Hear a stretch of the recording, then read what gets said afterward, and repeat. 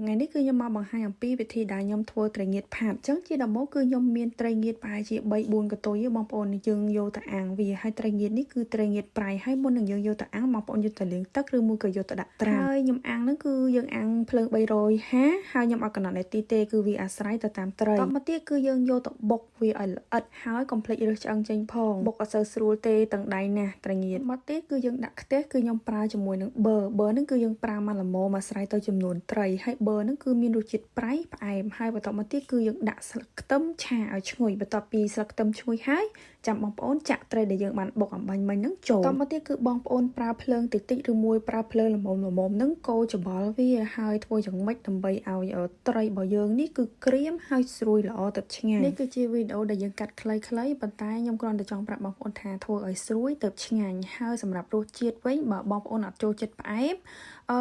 ត្រីងៀតហ្នឹងគឺវាប្រៃស្រាប់ហើយប៉ុន្តែខ្ញុំគឺថែមស្ករពីលើដោយសារតែខ្ញុំចង់បានរសជាតិប្រៃផ្អែមហើយកុំភ្លេចជាមួយនឹង